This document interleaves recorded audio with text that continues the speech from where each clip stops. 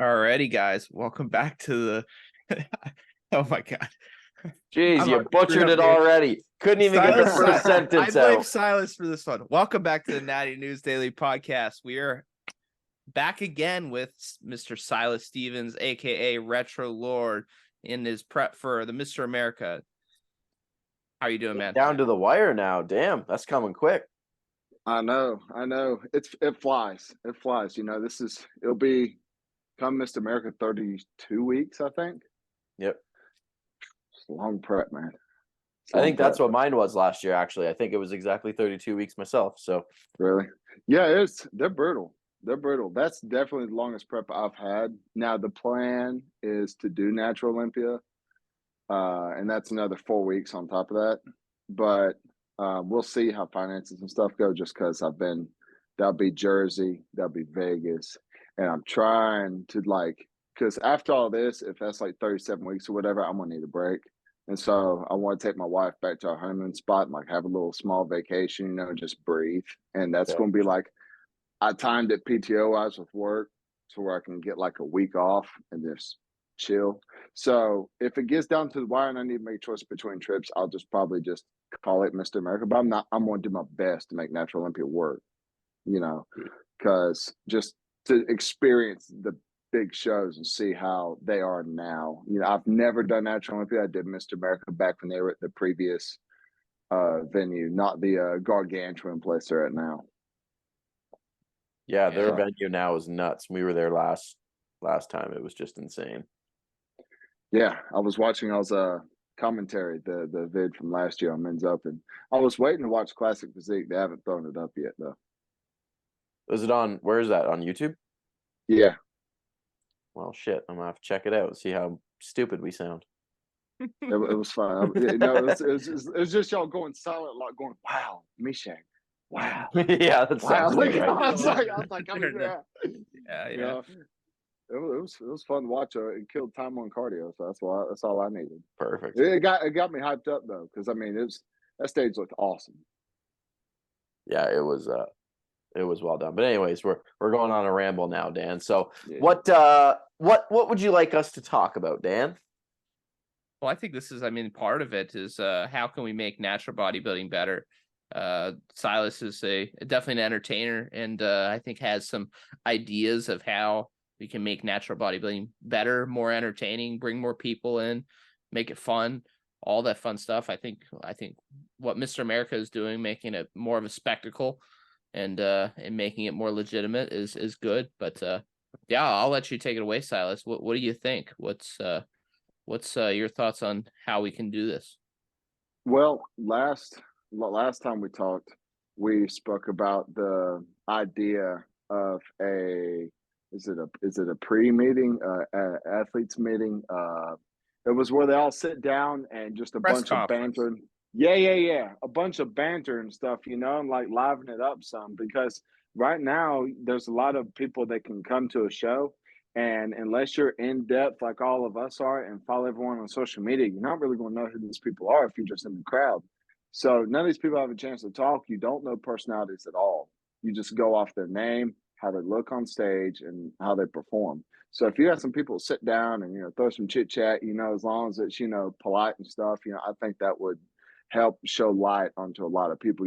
Let's pass the mic, like really hype up the status of the pros that are there. Because if we want to be treated like IFBB pros, then we need to behave like them. Not just because I get it. I watched the last episode about how it's harder to become pro in the UK versus here. You can do a small show with qualifier, 5 people, win, boom, pro card stuff. But I still think if they're going to treat the pros at Mr. America like the big leagues or like any of the other big shows, I think there should be more light given to the athletes. Do you find too, just in the natural space I've seen anyways, a lot of the higher names are more private, right? You take someone like Levi, right? He just posts a clip of training with a Bible quote, and that's all people know about him, right? Whereas you look at any top and even amateur IFBB, NPC athletes, like they're really trying to get that social media side of it for their brand, right? Whereas like in the natural stream, like there's a fraction of the people that are doing vlogs and that kind of stuff. And maybe part of it's because there's the money side of it, right? Like a lot of these people have sponsorships, so they have videographers and they have the means to do it. But you're right. I think like a lot of just natural bodybuilding, like if you're not in the know, like you mentioned, it's just like, okay, like these are good physiques, but that's all I know is what I'm seeing on stage, right? There's no personality, there's no what have they accomplished, right? Like a lot of top natural pros, like even in like my circle of friends, clients, whatever, like I know what they've accomplished, and these guys are even in the bodybuilding space, but they don't even know, what's Bada accomplished, what's Mishak accomplished, that kind of stuff. Like you even have to be like even lower in the like deeper in the trenches to know even more than just like what their names are. Yeah. Yeah, no, definitely. And I mean, yeah, I see what you're saying about like the profiles and stuff and media. But like, if you think at some of the big shows where like someone went pro and, no one knows who they are, there's still like the Kendall, and then there was the guy, Iron Lord. He's cool. And he did. Yeah, Garino. Yeah, he blew up. I mean, they already had an okay amount of followers. Like a decent. I mean, way more than me. But like they like exploded once they made some accomplishment in IFBB. So like just that amount of light. Something I thought was cool was another show I think is just very well ran. I've not done it. I've not been to it, but I've tried. It's the Florida State Natural, and whenever they have a big athlete come in, sign up, they make a post about them, Yep.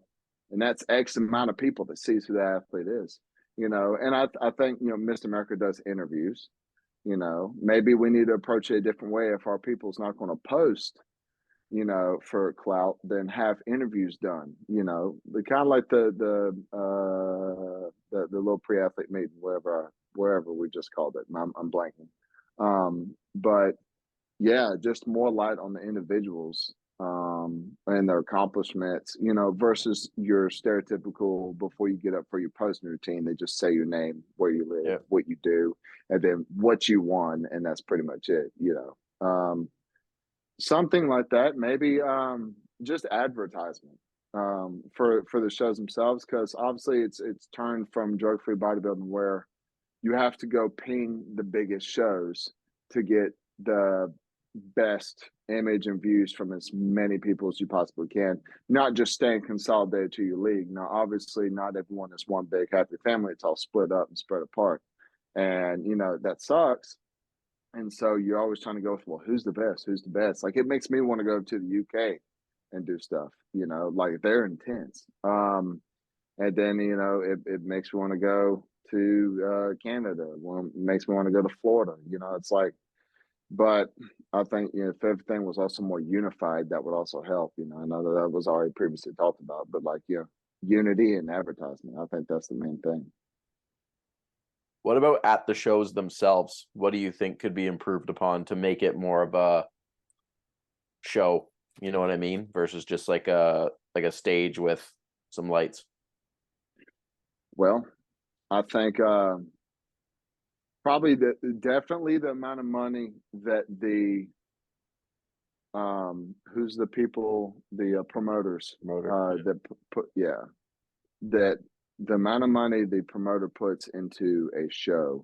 I get it. Like there's a lot of promoters just, hey, I want the league to reach down this way where we've not had a show. Let's host a show. But if it looks dinky on a post, because once again, I did a show that looked like it was in a rundown church with a wooden stage and the lights were shining upward. Right. It didn't make sense. And it was a pro show. Okay. So I think they need to put the money into an actual venue or minimize the amount of shows a league has, like for pro qualifiers, amateur shows, kind of re-rig the system, you know, where the pro shows are bigger, they look better, you know, versus just sliding the pros into something smaller like an elementary school. I just don't think we should. Now, there's MPZ shows that are at high schools, but they're big, you know. Oh, this one I thought about the other day, preparing for this. We need TV screens, like big TV screens. I mean, I'm talking about the flashy side of it on stage, but like, you know, you're seeing, I was at nationals when my buddy did it, and huge theatrical screens. When they walked up and they posed, you saw them big, like in the room, you know, and there was a lot of vendors there and stuff. It was just like how the venue looked gassed me up and got me ready for stuff, you know. It's not, you know, versus going to a small show, it's like, what am I excited for, you know. It really excites you, you know. Mr. America excites me because it's big, you know, it's legit. It encompasses and absorbs all drug-free athletes, not just one specific league. So Came I out. have the up. Huh? How many people were in attendance for nationals, do you think? In the audience. I mean, it was a good amount. It was in Tennessee, and my buddy was, I think, 35 plus masters for classic, and he was in a big class, and there was like two whole classes. So like, I think the biggest possible class for Mr. America and double it, you know. That plus all the other regular open classes. I mean, there was a ton of athletes. I was mainly there for his stuff, but I mean, easily a few hundred, you know, it was a lot. So, you know, I think that if you have bigger shows and they attract more athletes like these shows do, Yeah. then I think that it will just advertise better.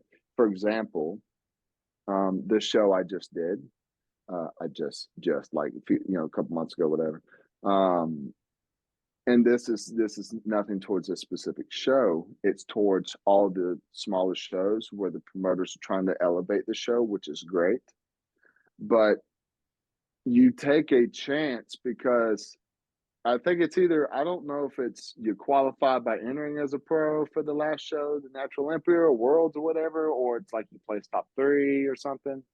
But in that case, I take the gambling chance of 5 other pros entering or no pros entering because there's so many shows, and most people on their preps are going to tailor it to where you're hopping in a show kind of close to the big show, so you know it's not as bad and stuff, and it's easier.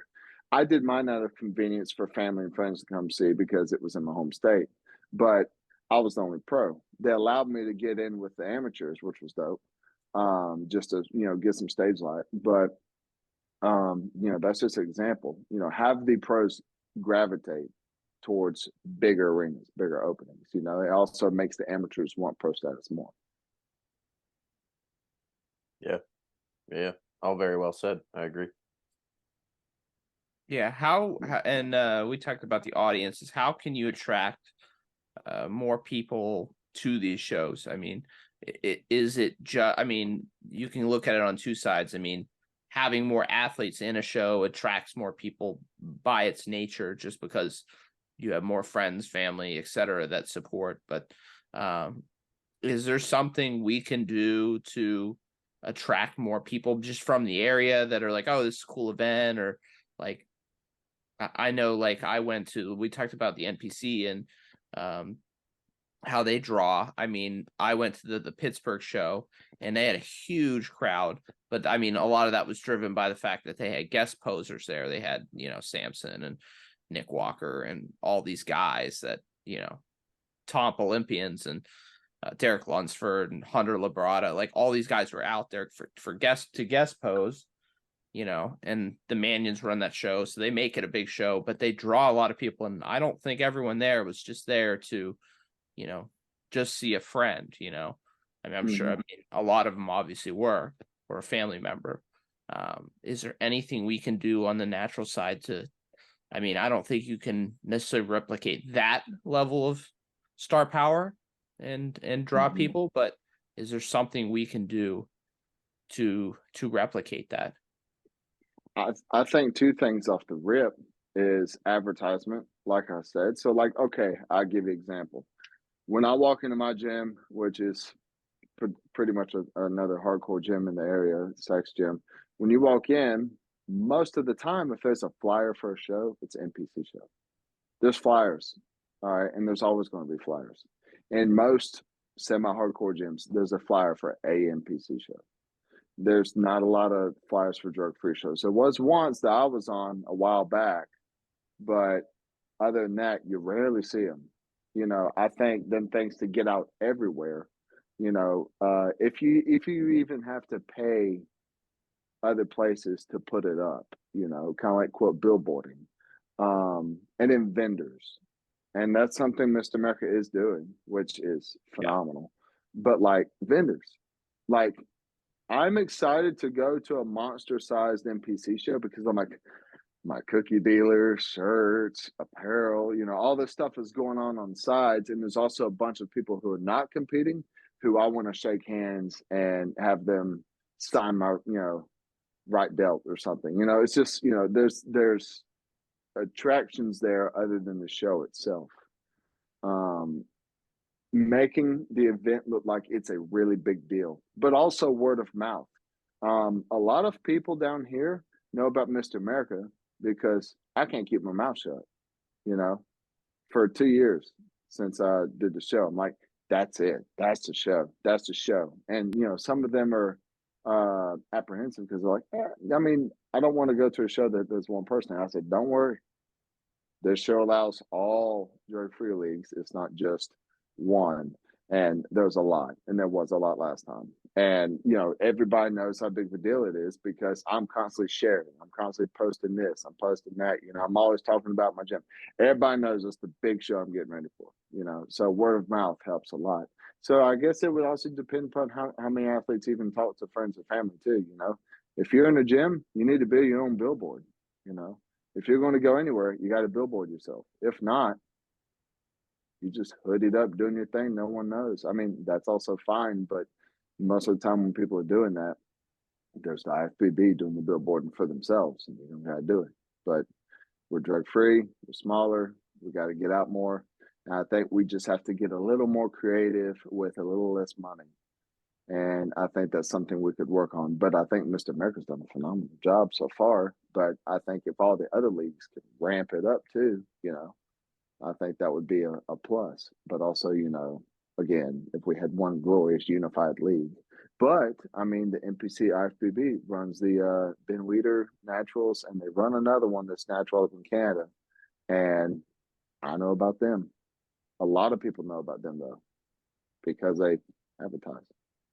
Yeah, our natural pro qualifier, I was telling these guys, it was just 2 weeks ago now. I was there with a bunch of clients, and there was over like 300 athletes, probably like 300 or 400 in attendance across the entire show, plus, you know, everything you said, right? The vendors, staging, like it's a big deal. And like for us to have 300 plus athletes, 400 plus crossovers, the show started at 8 o'clock, I think wrapped up at midnight. Like it was no joke. Yeah. And that's what we need, you know. But then again, too, though, there was no really, to my knowledge, any division within the IFBB. You know, there's several natural leagues, and they're all a little different. There's not really a completely even amount. You know, one league has posing different, the other league's more situated.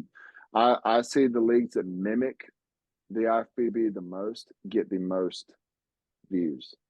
You know, if because I mean, if we got to play copycat, that's fine too. Like, look at it in that aspect, not in a copyright type of deal, but like mimic how they run their shows, and I guarantee it will look better. You know, don't do where there's let's see, this is my opinion. It's like buttholes. Everybody got one. But the WNBF, one reason why I left the WNBF was they don't allow classic because they say natural bodybuilding is classic. Now, I'm sure proportionally I get it, but pretty sure the bodybuilding champions from the past few large shows are not classic. They're huge. They're big. They're short. They'd kill me I'd get murdered on stage. But classic, I'm much more fit for that. And the IFBB does that, and it's growing in popularity. Why? Because Chris Bumstead, and everybody else. Everybody loves classic physique probably the most out of everything. You still got people who love the mass monster stuff and people who are gifted, but like I see so many athletes drug free that are gifted for men's open, not classic. And then I can tell with ones that fit men's physique better. Once you start going in between the lines with the wacky glasses and stuff, can kind of get off kilter and people kind of get confused. So I think if we mimic the IFBB and how they do their stuff and advertisement and stuff, I think if we just really try and combine forces, I think that's the best way we can do it. Other than that, just mass advertisement from like everyone. This isn't just like it's a people thing. It's not like, just the promoters can only do so much. We have to combine forces and everyone just promote, share, because it's not always happening. A lot of people are quiet, and that's also why no one knows. Yeah, like, speaking for us, like, we're promoting a WNBF show here in a couple weeks, and like the money that's gone into it, even just to do what we're doing, like it's, tens of thousands of dollars to do this. And it's, in comparison to Mr. America or like the CPA nationals that just happened, like it's not even comparable. So it's hard when, I didn't know what went into a show until doing this, right? Like I was, oh yeah, it's probably not cheap, but like, I don't know, is it 5,000? Is it 10,000? Is it 50,000? Like what's the cost? And it's easy on the outside to be like, oh, the promoters just need to put more money into it. And it's like, okay, like it's not just $500 to add the lighting and $500 to add some TVs. Like it's thousands and thousands of dollars, right? And that's where, like you said, like more support from athletes, more advertisement from athletes, and trying to get like more value, like you said earlier, for less money is definitely where you can start to make some ground. And then you can start putting in, if all of a sudden you have more athletes sharing it, which means you get more registrations, then you can put more money into the production side of it. But like, it's very hard for a promoter to run their first show and say like, oh yeah, I'll put, $10,000 up front for your first event or for whatever, and you get 20 registration. Like you're immediately operating at a massive red. Like it's so hard to justify that, right? And again, this is just coming from now a new perspective that I can say that I have doing all this, is like it's a lot, doing what we're doing, and then me seeing what something like Mr. America or Nationals, it's like, man, the money that they are putting into that, like the money that Marcus must be putting into this is mind blowing to do the production he's doing. And kudos to him. And, hopefully it only continues to grow and he recoups that and is able to reinvest it and just make it bigger and bigger and bigger. But seeing what, even just again, what we've done for the cost that we've put into it, like it's not cheap. It's a lot more than people think. Mm-hmm. I think, Leroy, you should clarify quickly. We are slightly in the green, and we have a good number of athletes for WNBA. Yeah. Not to say we're like shitting the bed here. No. But I think even like trophies. So for example, I'll throw some numbers out there just to give people some perspective. So most people are probably familiar with the Niels Anderson trophies, right? The statues that they do at bodybuilding shows. Something like this. These things, right? They're sick. Everybody loves those trophies. Everybody wants one of them versus like a medal or a little plaque because they're epic. Well, so for our show, I was like, man, I would love to do like Niels Anderson trophies, first, second, third. Well, when one of those trophies is like $150 American times first, second, third times 20 classes, like you are thousands and thousands and thousands of dollars just to get those trophies made. So then like even something that simple where it's just the trophy, because like if everybody walked away with this, like that show would all of a sudden people would turn their heads and be like, damn, like those things are sick. I want one of them. But on the flip side, the promoter's got to be like, okay, maybe we do one of these for first place for 10 people versus first, second, third for 50 people. because it's just too damn expensive, right? And hopefully down the line you can build upon your show and make more money and be able to do things like that. But like something like that, like just to get the hardware to give to the athletes, you're no less than a couple $1,000. Wow. Yeah, it's crazy, right? Yeah, like even like this is kind of a side tangent, but like when it comes to running a show, so you have your stage, you have your lighting, you have insurance, you have your trophies, you're trying to do athlete bags. Like what else have we done, Dan? Like posters, like all of a sudden you're doing posters and flyers, and that's like, well, $500 just in posters. Any local advertising? Like we're doing radio to just get it in the area because it's brand new to the area. So we're doing radio, which wasn't cheap. And like you said, man, like trying to get that advertising, right? Like no bodybuilding shows doing radio anymore, but we're like, you know what? It's kind of a small-ish town where like a lot of the demographic still flicks the radio on their way to work. So if they hear like bodybuilding, natural bodybuilding, WNBF, like, oh, well, maybe I'll go check it out. But that costs money. You know what I mean? So you've got to be like, as a promoter, you've kind of got to be like, okay, like I want this to succeed. How much am I willing to spend? And then ideally make recoup and then reinvest, right? But and getting a number of athletes is the key there. Yeah, that's and on the flip side, like the fact that we're doing these things, we're doing swords, we are doing the advertising and stuff. I think part of the turnout is because people are seeing the effort we're putting in, which kind of comes back to this whole thing, like how do we make this better? Well, it's putting in the effort in from the promoter, from the organizations, and being like, okay, like maybe we spend a bit more. We're not spending like an astronomical amount where it breaks the bank, but if we spend a bit more and we do, like Dan said, get the athletes in, like we're getting a decent turnout for it, it will pay back eventually and hopefully just grow and grow and grow from there. I've kind of had a thought, treat it almost like a monopoly. Okay, so like the board game Monopoly. Let's say that you have $10,000 and you buy half the properties on the board.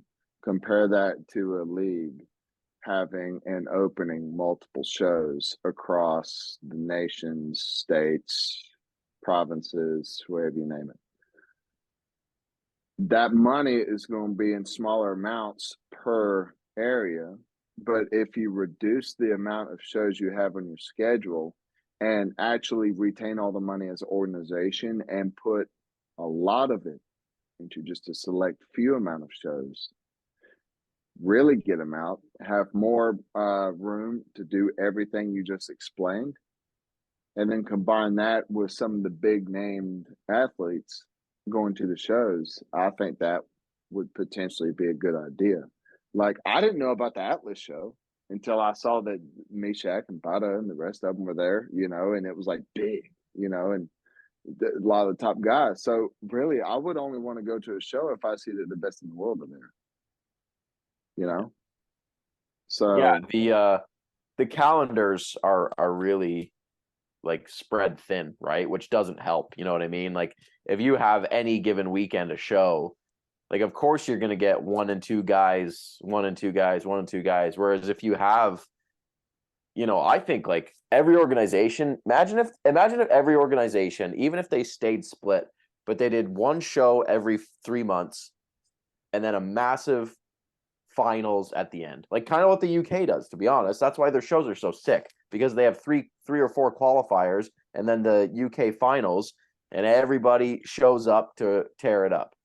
Like if WNBF, OCB, INBA, all of them were like April show, July show, September show, October, November, the final. If they all did that, it would be epic. And qualifiers. Force the pros to go to only specific set qualifiers, not every single show that has a pro category. Make it to where you have to place or win to qualify. Have a system and have it to where it's a certain amount of shows. I don't care if it's California, New Jersey, I don't know, Texas. Boom, there's our pro shows. Now go. You got to perform. You got to make it. That would also make the competition tighter. You know, that's why they do that.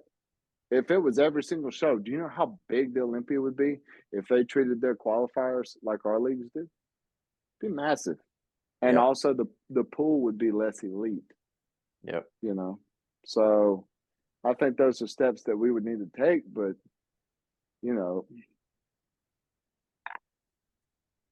just one podcast us sitting here, it's not like we're going to have all these leagues listening. So it's got to be a people thing. It's got to be a way where we can spur the ideas. But then again, what do the leaders of the organizations think? Is it their money? Do they not see eye to eye? Is there a way? Can we form a United Nations of natural bodybuilding? Figure something out, you know? Which we talk about a lot, but yeah. You know, it's like some people stay in their leagues. I can never go against them unless I go to them or they come to me. Or someone doesn't allow crossovers because the drug testing ain't the exact same, you know? These people believe in polygraph. These people don't, you know? It's like, how we do it. That's the problem, right? Is like, and people were like, who's the best ever? And we'll never know, because I mean, Mr. America will be the closest thing we probably will get to it, at least in the current climate, because they say, you know what? You're pro here, pro there. I don't care. Let's come play. And that's why you have like WNBF world champ, IPE world champ, the INBA Mr. Olympia, like these guys all on the same page, all on the same platform to just square off and see who's the best of the best. But you're right. There almost needs to be like, this is going to be the most like controversial thing to ever say, but like an actual federation that's like the United, like UNB, United Natural Bodybuilding, that's like, you know what? We've got 3 shows a year and we've got the big finish and we'll take all of yous. Let's go. That's right. What it needs to turn into, honestly. They'll do it. There you go. You heard it here first. Copyright. No one take that. No, UNB, leave it. That's a great idea. And, that also leaves it to be like to where Mr. America, I get it. Like you'll be prone to be biased to whatever league you're in. But when it comes to Mr. America, if it's like, hey, everybody come dance, it's the big dog for it. Yeah. Well, WNBF World Champion, PNBA Natural Olympia, OCB Champion, Yorton Cup Champion. Cool. Why don't y'all 3 come in here and dish it out? We don't know who's actually the best, because you've seen these guys will go up against each other. One might beat one at Mr. America, and the other might have the advantage of the other. A next show where they allow everyone to come in. Yeah. That gives us chances, not sitting in your league. I get it. I'm Mr. Natural Olympia. Wait, so over the whole world? I mean, in my federation. Huh? Yeah. I'm the WWF world champion. I'm the second best in the world in your federation or in the world. Yep. It's like, how do you boast? But I'm, or who or he or she, Mr. America, Miss America. That's it, though. That's it. There's just that. Yep. Out of who? Out of everybody. Everybody who had the kahunas to show up. That's it. That's how we all have to treat it. We all have to form and get along and figure it out. I think natural bodybuilding is still growing, and I think things are progressively getting better. But there needs to be communication between the leagues. We don't need division. Like, I think honestly, like the way this bunny trail has went, imagine combining all the funds of all the leagues all in one. We wouldn't have a problem at all. At all. You combine everybody, the UNB, boom, there you have it. Every drug-free athlete, that would be huge. Spoiler alert, first UNB show in 3 weeks. No. Oh, that's good. That's good. That's good. I think that's a brilliant way to close this out. Little finisher. That was good. That was good. Dan, you want to avenge that intro with a beautiful outro, my friend? I will try. Thanks again for everyone listening, watching, and appreciate your time. Let us know what you think about how we can make natural bodybuilding better. what you see in the organizations, what we can do better at Natty News, what kind of interviews you want to see, how we can do our part. And we'll see you in the next one.